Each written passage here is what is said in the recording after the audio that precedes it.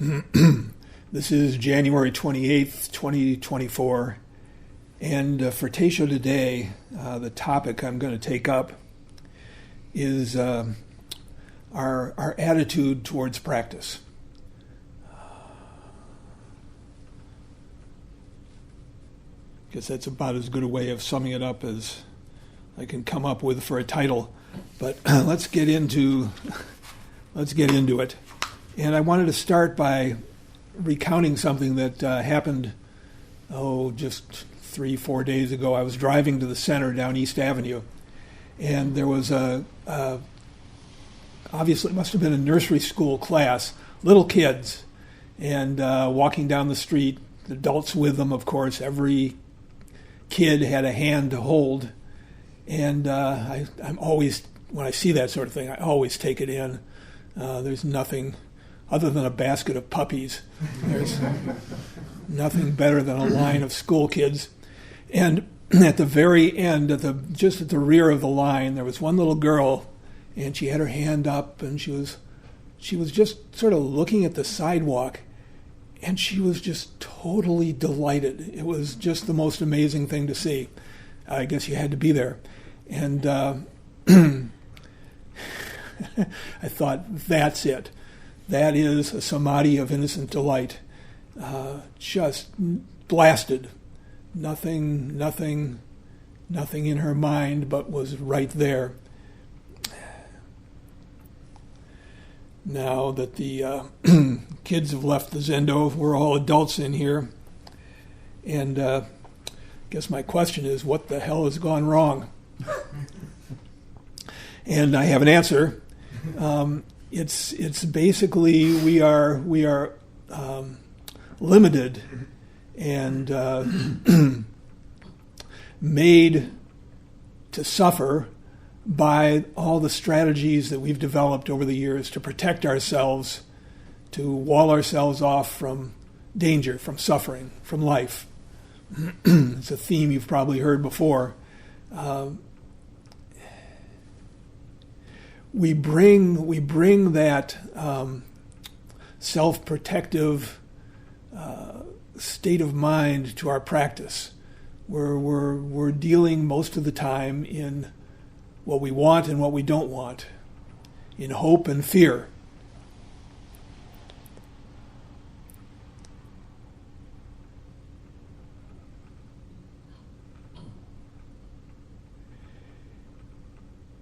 But as we practice, we begin to find something a little different. And sometimes it can come in a flash. There can be some life experience where we suddenly wake up and realize, oh, I'm the problem. It doesn't have to be this way. And my guy, Anthony DeMello, recounts an experience for him that I wanted to read.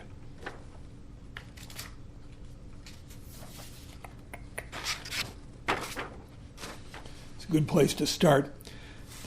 He says, I discovered something, and it turned my life upside down.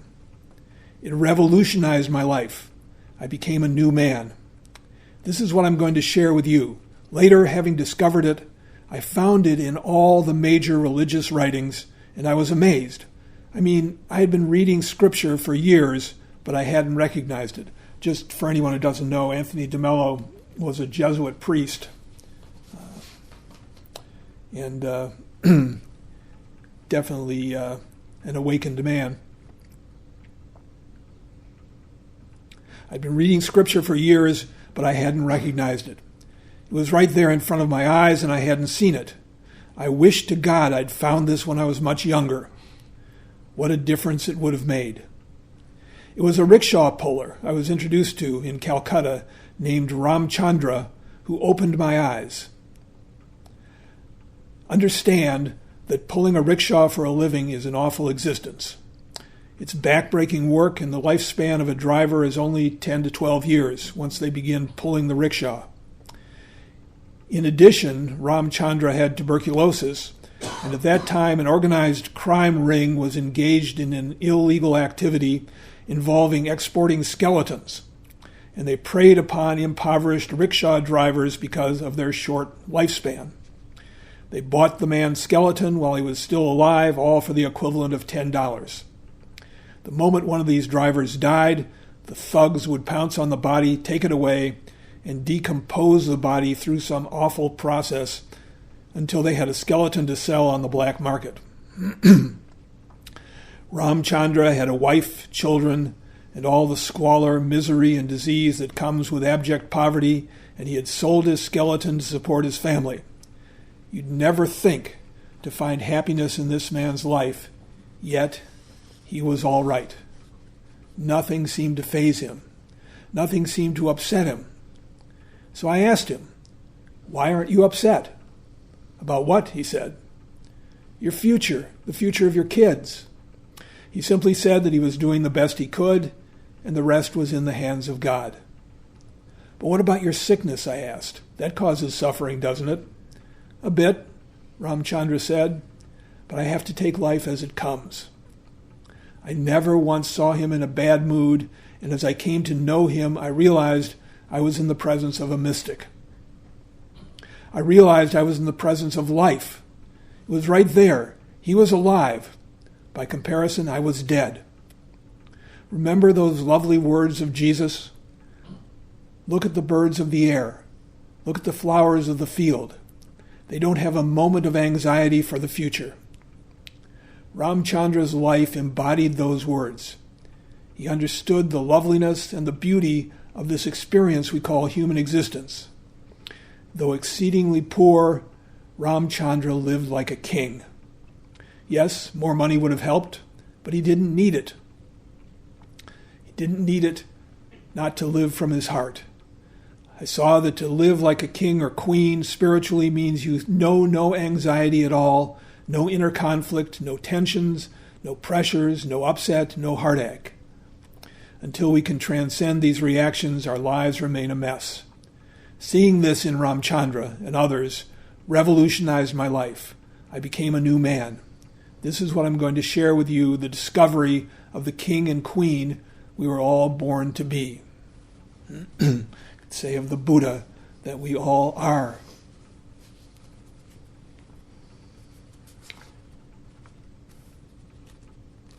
So I never had an experience quite so dramatic. Met someone quite as amazing as Ramchandra sounds like. But I did have things turn around for me around 1990 in connection with getting a DUI, getting stopped for driving while drinking. And I have to say that for a while, drinking was my solution to the limitations that we all feel in our lives, the horrible sense of self-consciousness and inadequacy and struggling to know if we measure up. I remember acutely how acute it was for me when I took up Zen practice. I really felt like I wasn't working hard enough. Roshi Kapleau would say, just do your best. And I'd think, well, it's never my best. Could always be more. I really felt in a bind. I remember walking down from, I'd been doing Zazen up in the mountains in New Hampshire. I was up in a cabin about 9 miles from the road that I'd hitchhiked into. And I was walking back. I was going to hitchhike back to Rochester. And I just kept thinking, I just have to do what I can.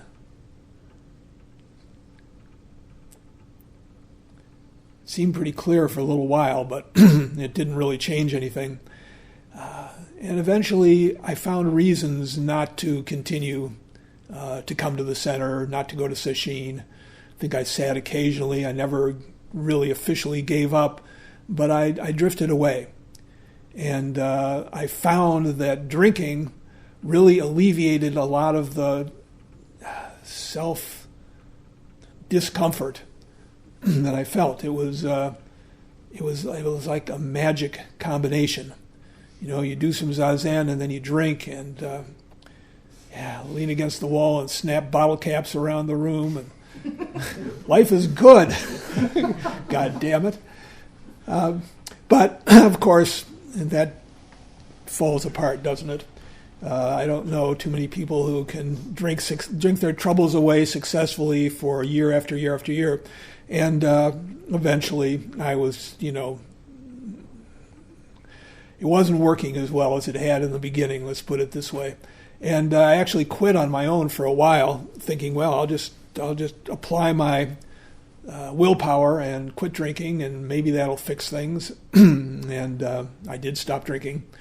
But eventually I said, let's just go back and take it up again. This time it'll be better. And, of course, eventually I had this DUI.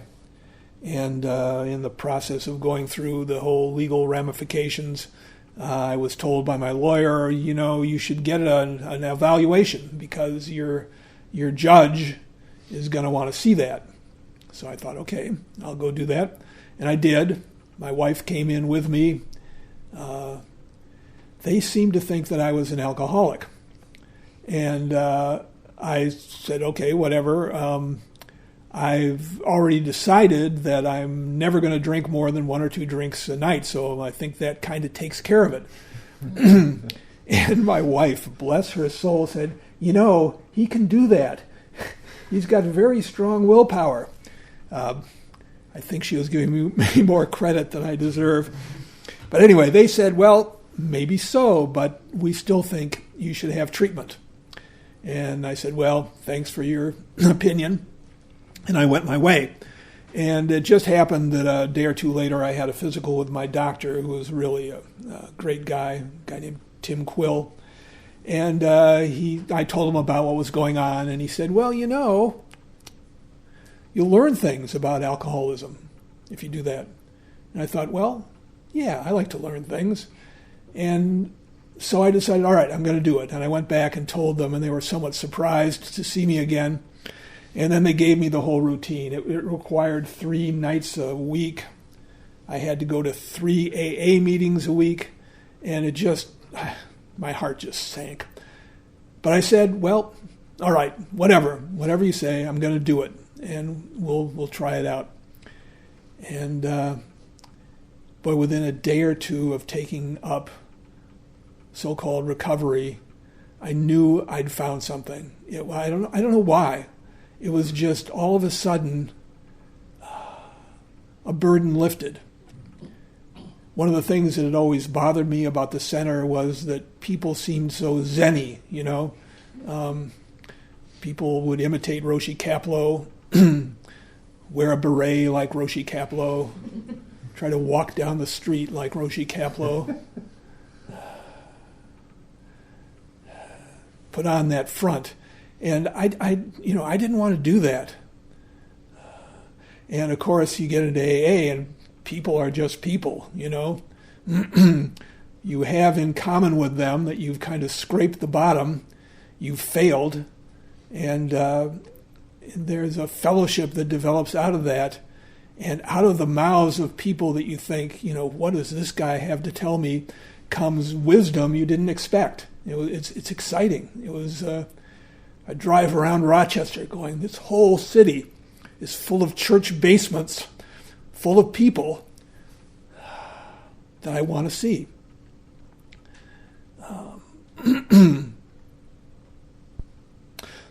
One guy who walked into the AA meeting and he was slumped in a chair, not paying attention at all as far as I could tell. I thought, what a loser. And then the topic that was brought up was honesty. And all of a sudden this guy sits up and he says, I'm honest because I like to travel light. And I just went, wow, that's it, isn't it? Just stop doing the dance. Stop trying to hide what you've done. Stop trying to present a front that isn't real. Just be yourself. It's amazing. So I want to spend just probably too much time, but a little time probably not enough time, talking about the 3 first steps of AA. Most people know Alcoholics Anonymous is a 12-step program, and I'll read the first 3 steps. First one is, we admitted we were powerless over alcohol, that our lives had become unmanageable. The second is, came to believe that a power greater than ourselves could restore us to sanity. And the third is, made a decision to turn our will and our lives over to the care of God as we understood him. Footnote here, you don't have to believe in God. AA uses the term a higher power, and it took me a little mental work, but finally I found a way to relate to what they were talking about without having a bearded guy in the sky. So I just want to look at let's start with the first step. We admitted we were powerless over alcohol, that our lives had become unmanageable. From my experience, this is probably the most powerful step of all the steps in AA, admitting that we're powerless. And if you think it's just alcohol that people are powerless over, you're missing something. Every one of us is powerless.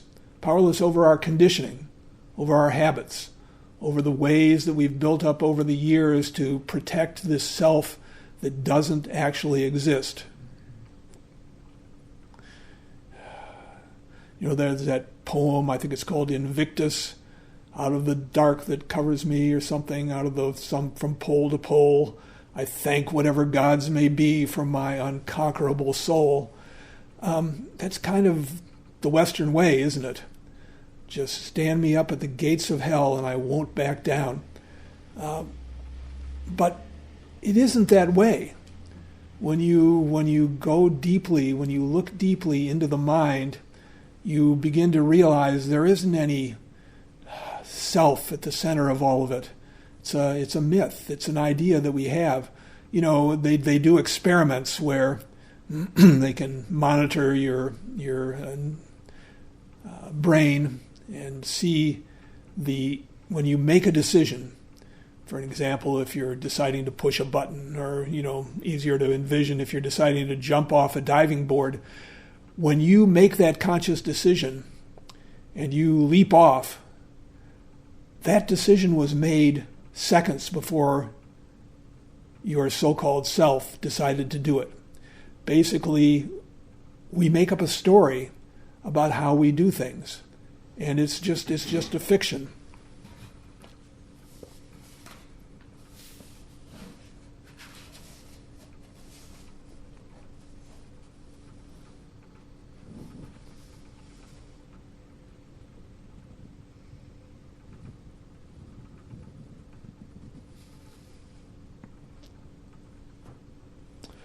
Anthony DeMello said, people mistakenly assume that their thinking is done by their head. It is actually done by the heart, which first dictates the conclusion and then commands the head to provide the reasoning that will defend it.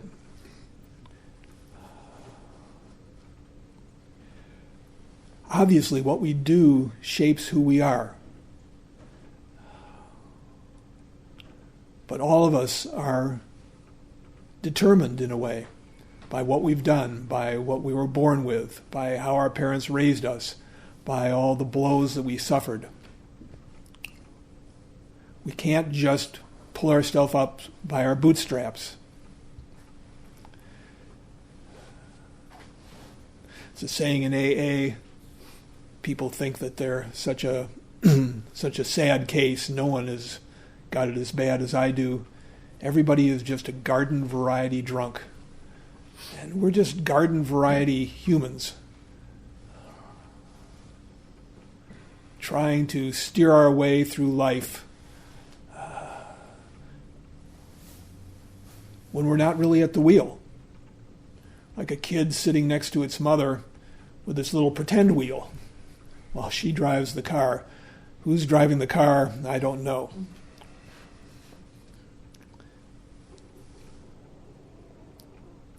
There's a certain freedom in realizing that people just do what they do. You can't really blame anyone for being a jerk. It's the result of their conditioning, causes and conditions, karma, however you want to put it. And we're the same way. We make mistakes. Hopefully next time we'll do better, but the mistake we made, can't spend too much time regretting it.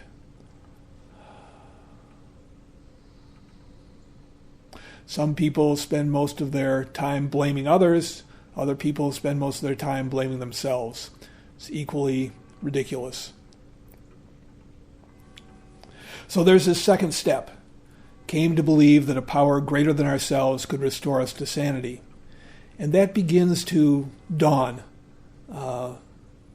when you immerse yourself in some genuine spiritual practice, whether it's Zen, AA, any of them, Christianity, Hinduism, Judaism.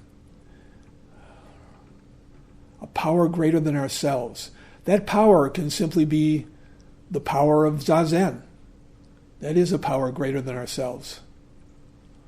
It can be associating with people who have the values that we value.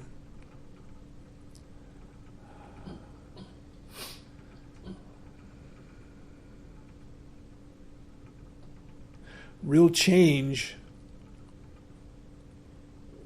comes unbidden. Here's something else that DeMello said, don't change. Desire to change is the enemy of love. Don't change yourselves. Love yourselves as you are. Don't change others. Love others as they are. Don't change the world. It's in God's hands and He knows. And if you do that, change will occur. Marvelously, in its own way and in its own time. Yield to the current of life unencumbered by baggage. It's really a prescription for doing Zazen.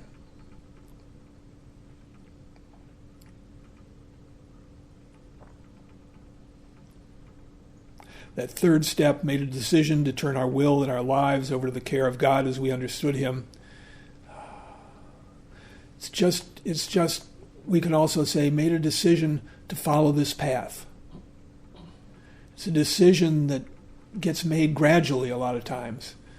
You start it out, find things are changing. If you're lucky, maybe if you're married or you have a close friend, they notice a change and that's encouraging. All of a sudden, situations that used to bedevil you, you find you can handle.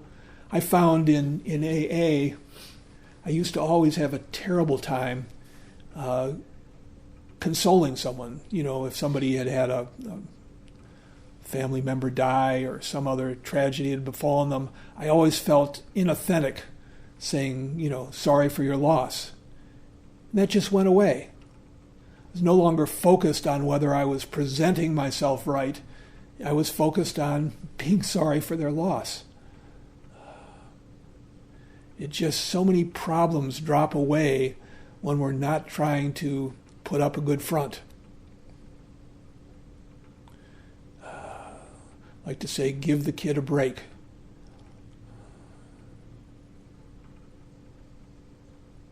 Everyone in this room is a person of goodwill.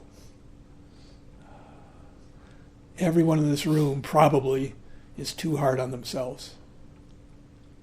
Too hard in one sense and not hard enough in another, because you can't do too much Zazen, but you can only do what you're ready to do. Just need to move in the right direction. And that's the higher power, the right direction. If you go in a certain direction, change will happen. You won't make it happen, but it will.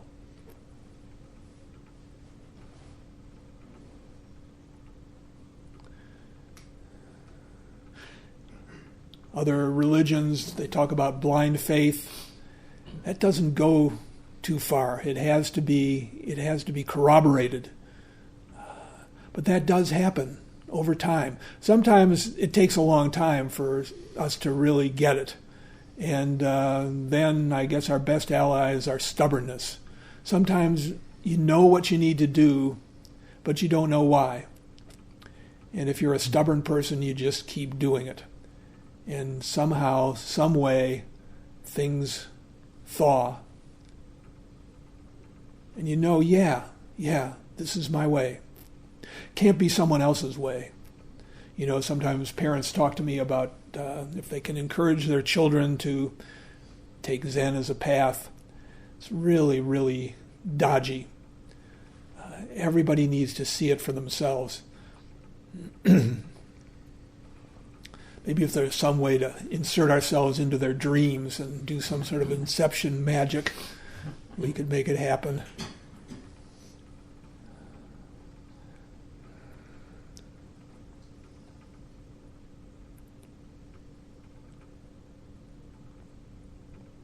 There's a chant we do at meals, has the line, "Defilements are many and exertions weak."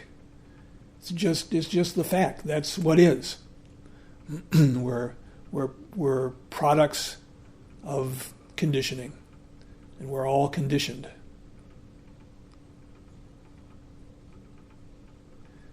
But that's also our way out, because when we drop our self-concern, when we turn our attention to what is and not to our schemes and ideas and rationalizations, we change. Change in a healthy way.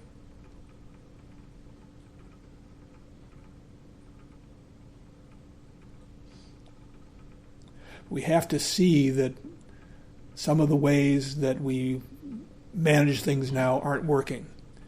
It's the same with AA.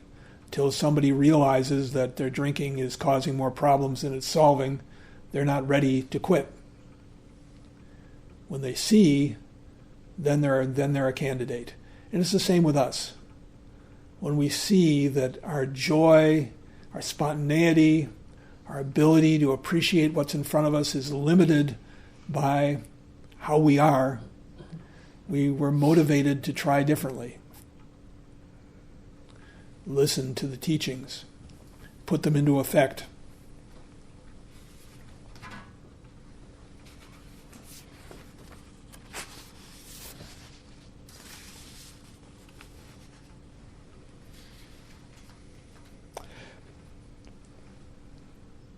So a lot of it is, as I said in the beginning, it's attitude. We have an attitude towards practice. For most of us, it's something that we want to get. Roshi Kapleau used to chastise me in Dokusan. He said, "John, you just want to get Kensho and run." And I think he probably said that to a number of people, because I wasn't the only one. We don't want to come to practice with that kind of transactional attitude. It's not trying to get something. A lot better if we're coming with the idea of giving something. And what we give, of course, is our attention.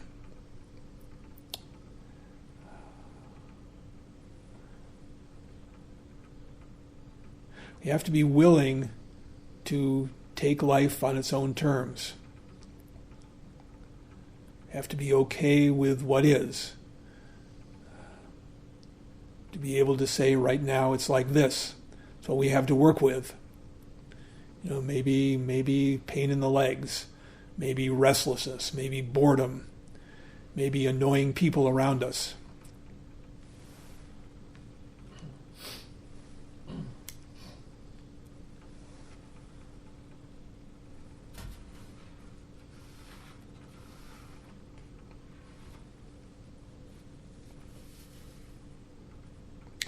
So there's a Chinese Zen teacher, Chan teacher.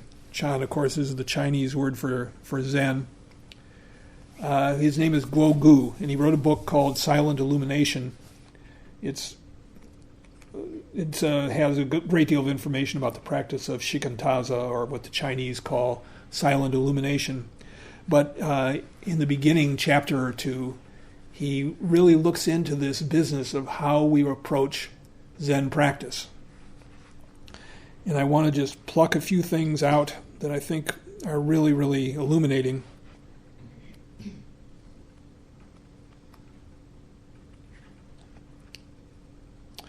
And he sort of presents them as qualities that we can cultivate that make practice fruitful. And the first one, the main one, is contentment.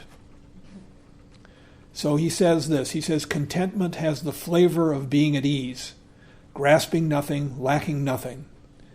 It is being open and leisurely. In this state, we don't make anything into a big deal, while at the same time we engage with the freshness of each moment. Cultivating an attitude of contentment is engaging with and yet not grasping at causes and conditions. Not grasping and not pushing away. Of course, he says there is no formulaic way to cultivate contentment or non-grasping. We need to personally explore the flavor of contentment and digest this feeling little by little, becoming familiar with it in our lives.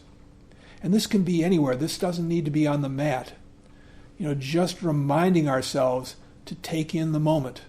So many times, listening to the wind, walking from one place to another, seeing a group of school children walk down the street.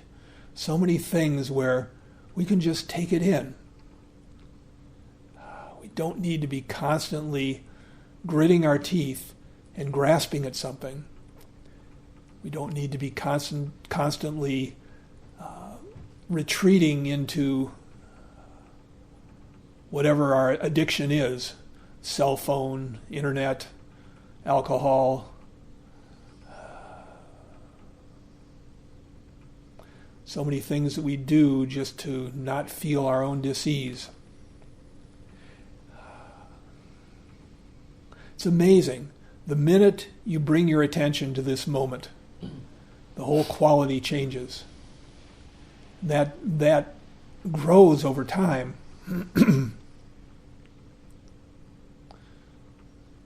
It's bird song. Cars going by on the street.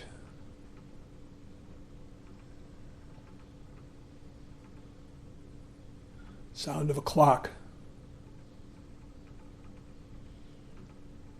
Our own breath.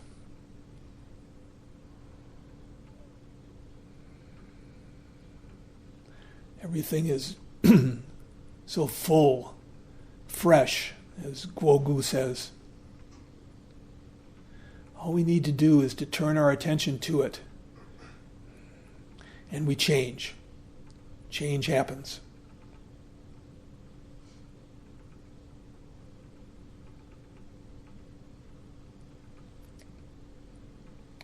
Says again, little by little, becoming familiar with it in our lives. We can't just force this attitude on ourselves and expect to be able to plow through all of our problems. Contentment is not just a concept. We need to appreciate the depth of what it means to be content.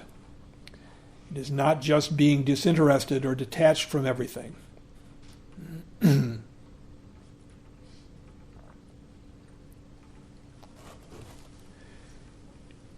And he adds, in this process there may be pain and grief, but we are cultivating the ability to feel fully, to be present to whatever arises without judgment. Allowing such feelings to move through us will make us stronger. We are incredibly resilient. Our hearts and minds will eventually accept and release whatever comes through us.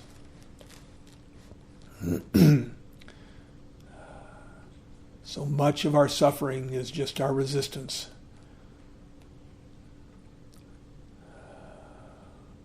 Refusing to feel our disappointment or grief.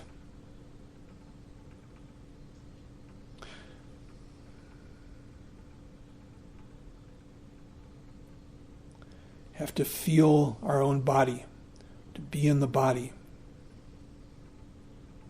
Have to relax. So many people, their practice is one of tension. Really need to learn to relax. Guo Gu says we relax from the crown of the head to the toes, section by section. We relax the skin, pores, muscles, tendons. This means actually feeling different areas of our bodies. Most people are so out of tune with their bodies that they don't really know how to relax or what their bodies feel. So this requires practice. It's not a mistake to actually take this up as an adjunct to Zazen. There are a lot of meditations you can do where you just lie on a bed or a couch or the floor, and there's somebody speaking, just taking you from head to toe, feeling what's in every corner of your body, and if you find pain or tension, just letting it go. It's amazing how helpful this can be if you do it over time.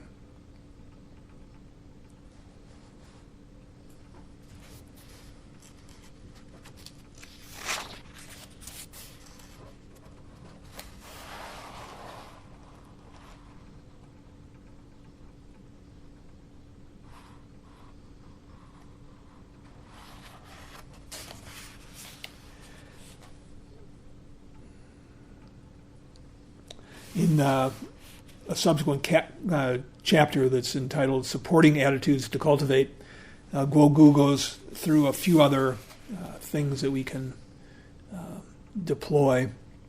And the first of these is interest. Really interesting. Really interesting. No pun intended, but gladly taken. Interest is an important attitude that we should cultivate in our lives. Interest has the quality of engagement, but it is not controlling. It is fascination without interference. This is really the approach to breath practice, to be interested in each breath. Initially, of course, it's just another breath, right? I've done that already. But to just hold yourself to it. Just stay with it. Keep it down to just this in-breath, just this out-breath, just one, just two.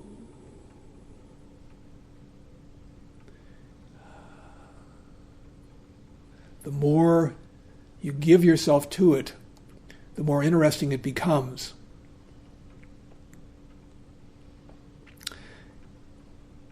It's interest, but there isn't any interference, as he said.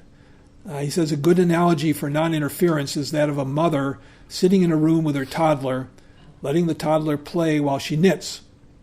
In this way, she's present with the child, but she doesn't have to fixate her gaze on them or control their every move. In the same way, in our meditation, we're engaged with the method, that is the practice, whatever practice we have, but we're not tensely focused on it. Our attitude is contentment, yet with interest. If we're tense or controlling, then even if we have the best method in the world, we're not going to be able to use it because our minds will be agitated. The mind needs to be still. It can't be still when we're trying to get something. That's why contentment is so helpful. Besides being still, it needs to be vivid. That's where interest comes in.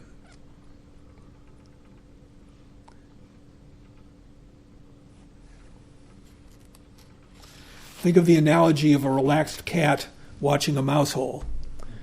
The cat is not terribly intense when watching the mouse hole, but it is focused. It's relaxed but ready at any moment to pounce on a mouse if it comes out of the hole. It's not tense, but ready and awake.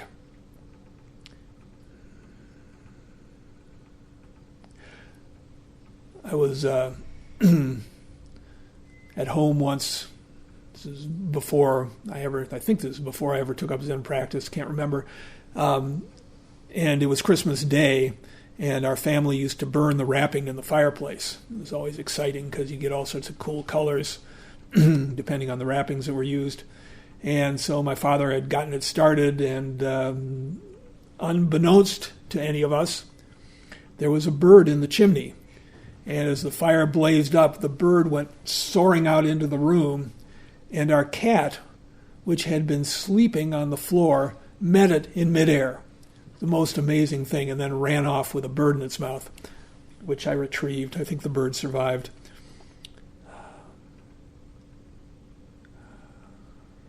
No tension at all. Cat was sleeping. There it was, ready. Probably dreaming about birds.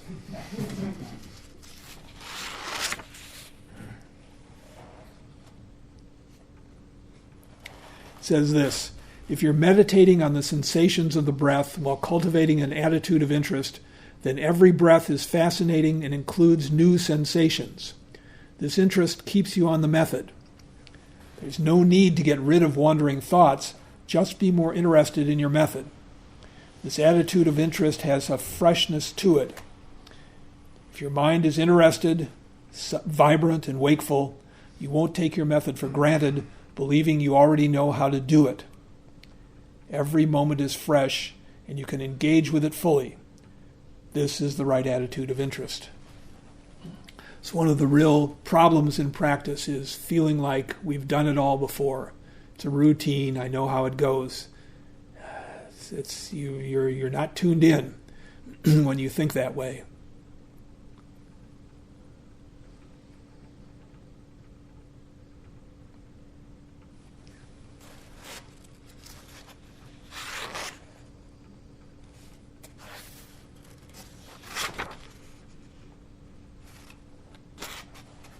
Two other attitudes that Wogu mentions. I'm going to talk about them briefly.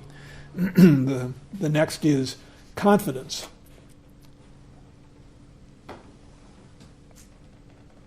He says the word confidence in Buddhism also includes other shades of meaning such as belief, faith, conviction, and trust. All of these qualities are based on experience. They're not based on blind belief. If they're not grounded in personal experience, they will not hold up to the challenges of life and practice. Only experience fosters genuine confidence. It doesn't hurt, I don't think, to reflect on our practice. Sometimes we need to remind ourselves that things are changing. Remind ourselves that difficulties that we come up against are resolved. It seems like every time we get stuck, we feel like I'm going to be stuck forever. Bodhin Roshi used to say you could replace the teacher in the Doksan room with a sign which said, "This will pass." Things change. If we continue to apply ourselves, we're going to get through whatever the difficulty is. If we're stuck in the mud, we'll find our way again. People always believe that however they feel right now is the way they're always going to feel. It's just a sort of a makyo, a common human delusion. We have more experience in practice. We know this is just bad weather sweeping through. Something else comes after. And then we're free to give ourselves to the flavor of that bad weather. Take an interest in your boredom, as paradoxical as it seems. What's there? What's there? The more interested you are, the easier it is to catch hold.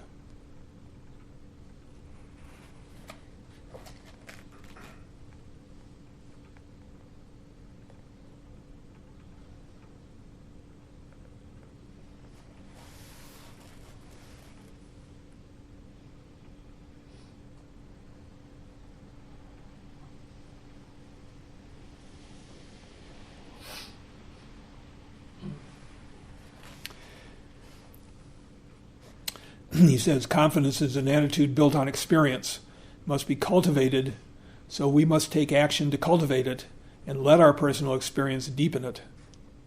It's a virtue we all have, but we have to engage in practice to develop it. For beginners in meditation, it is helpful to set a time every day for 10 or 15 minutes of sitting. Don't try to sit too long at first, but gradually, over a period of a few months, increase the time to half an hour. As you experience the benefits of your practice, you will be more likely to want to meditate. In order to cultivate self-confidence, we need to learn to follow through on our intentions with small tasks. Don't set grand projects that are impossible to accomplish. If we do things incrementally and accomplish them, we can move ourselves from I can to I can't. Henry Ford once said, if you say I can or you say, I can't, you're right.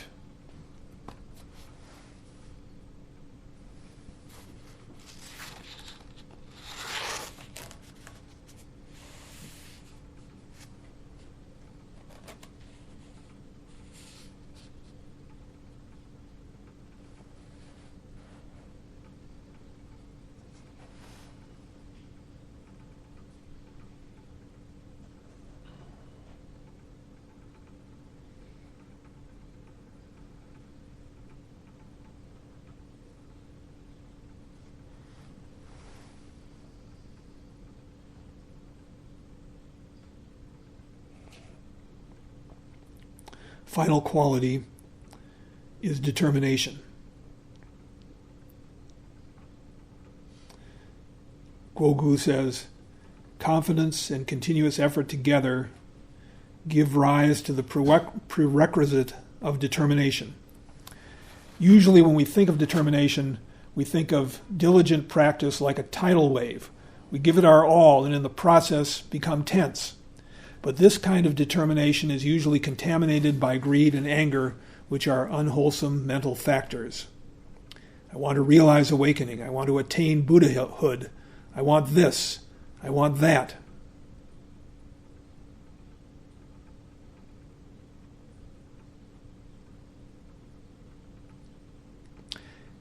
Then he has a really nice passage here. Determination is about being steadfast, trickling on like a fine stream in a continuous flow that does not end. Even when a big boulder is in the way, the stream simply meanders around it and continues. So a Chan analogy for determination is a continuous stream of water without gaps, without seams. This attitude helps us to keep the body and mind relaxed without grasping and at the same time diligent. This takes discipline and resourcefulness.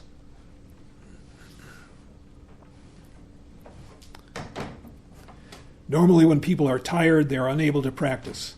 But when they are clear, they practice very well. But we have to be able to practice in all situations, even when we're tired.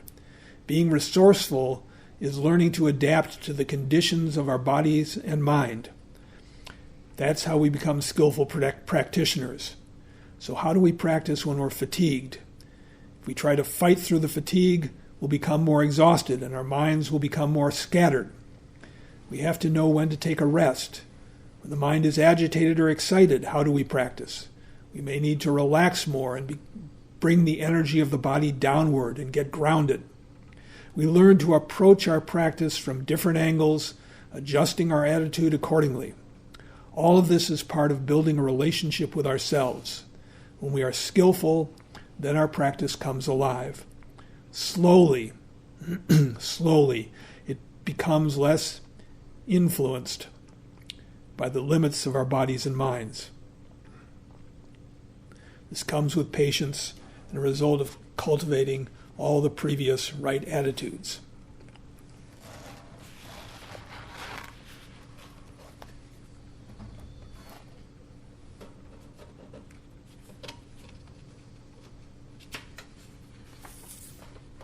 There's a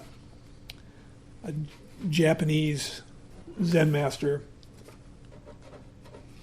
Shodo Harada Roshi.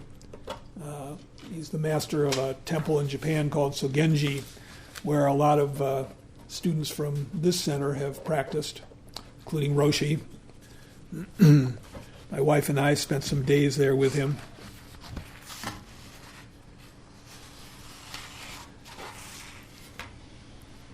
And he said this: the way to avoid haziness in Zazen is to open yourself up as much as possible. This opening is the point of Zazen. In fact, the mind becomes clearer in Zazen not through forced concentration, but through ever-expanding openness. As we liberate our awareness, it becomes larger and more vast. To achieve this openness, you need to relax completely. When you feel sleepiness or mental distraction coming on, or when you find yourself getting fuzzy in your focus, don't try to focus harder. Just rest your eyes on the point in front of you in a way that you're clearly aware of it without forcing your concentration upon it. True one-pointed attention does not involve concentrating on one thing and shutting everything else out, but rather opening your awareness so that everything is seen clearly.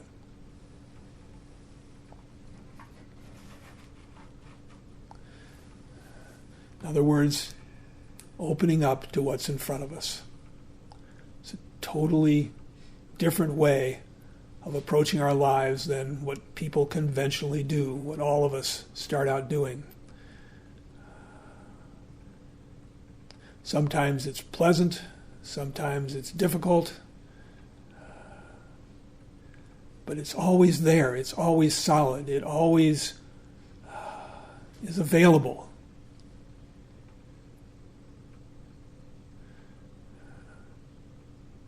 Mother Teresa said, God has not called me to be successful, called me to be faithful. Gradually it dawns on us.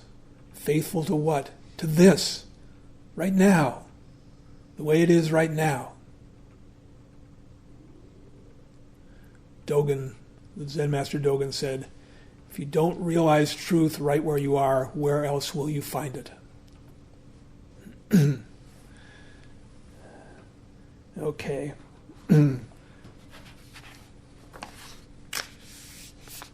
think I've used up all of our time. We'll stop now and recite the 4 vows.